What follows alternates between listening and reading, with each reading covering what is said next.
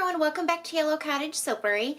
I am restocking Love Spell soap. It's a dupe of Victoria's Secrets, and so I just call it Love Spell Type. And I'm going to try to come up with a magenta color and a light pink, and I will have a little bit of green, and the base will be white.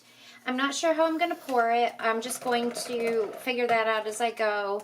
And I picked out some piping tips, so I do plan on piping on the top when I get there. Usually this fragrance plays nice, and so it shouldn't give me much trouble. I should be able to get a swirl in there or something.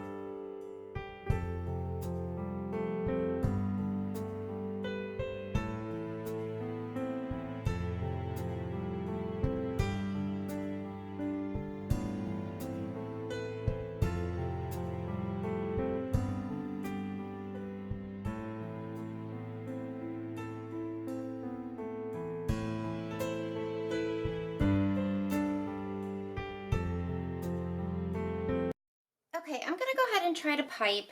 You can see the splatters on here. I ended up putting some from my piping bag in there because I feel like I saved too much. I probably still have too much. But the green, I have a Wilton 104, and I'm just gonna make some greenery under it just because I think I have too much. So I'm just gonna, how can you guys see? Like, wave it up like this and come back down and just kind of make some leaves different sizes. Some of these might get covered up a little bit, which doesn't matter.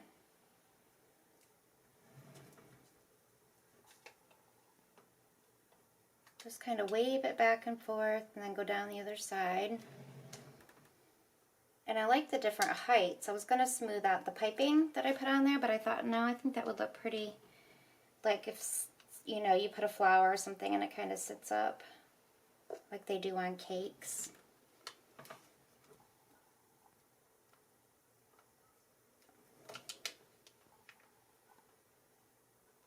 I do want to save some to use after I pipe some flowers.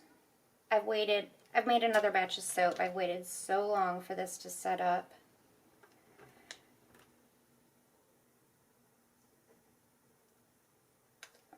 It's hard for me to get down in here, so I feel like I could do a better job piping if, you know, this was flat up here.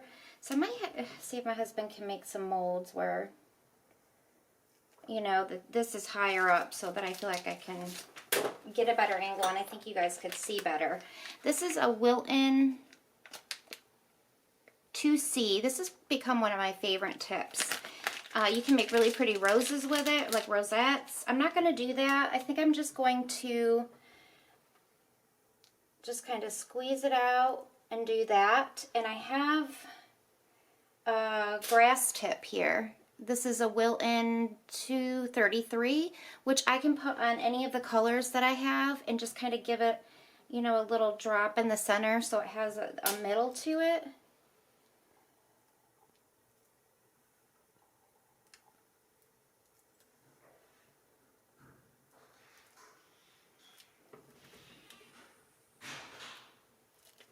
Hey.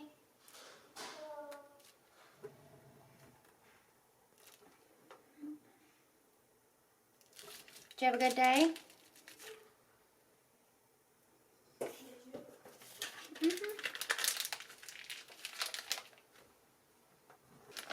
This is a Wilton 104. I'm just going to pipe a few flowers. What you up to? What you up to? Just trying to finish this video.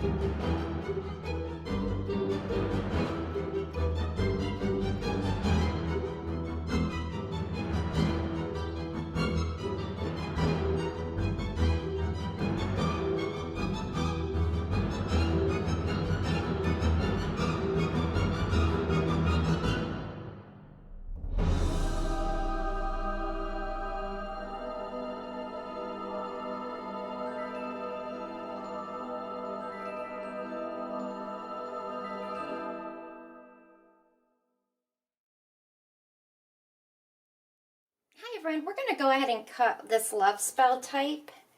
It's been a couple of days, but I just let it sit because it was a little bit soft. I'm loving the top. And it smells so good. I love this scent. This is actually the fragrance I'm using in the shower now from my last batch. And it's one of those that you use, you can smell it on you later, like after you've showered or whatever. I have to tell you guys, my swan tails, I don't have any duck tails today, but I think I mentioned in another video that we have 2 swans and they have 3 babies.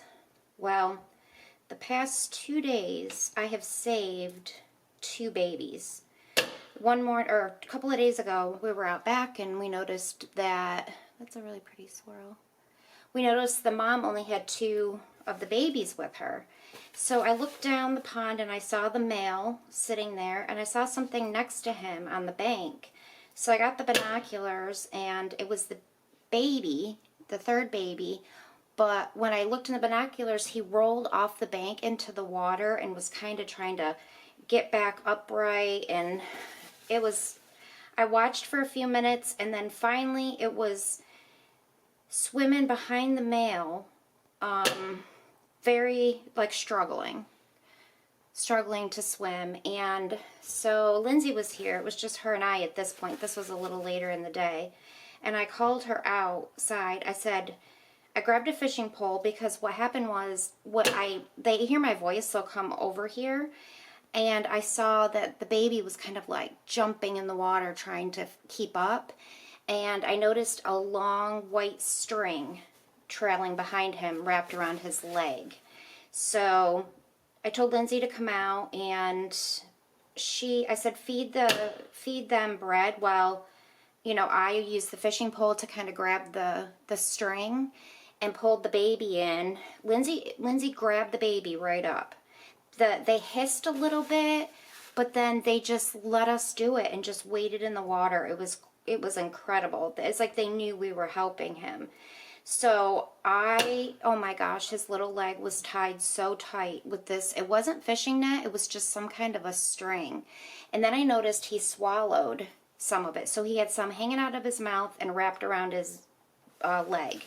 So I got him all untangled and I couldn't get it out of his mouth. I tried to pull a little bit and it seemed to bother him, so I just cut it real short, hoping that while he's eating he'll digest it. And little hearts. And so then we put him back in the water. Lindsay goes, take a picture with the baby real quick. And I said, okay, real quick. And then we put him back in the water and off they went, like nothing happened. And so then the next morning, same thing. On the other side, like on the other end of the lake, I call it a pond, a lake, I don't know what it is.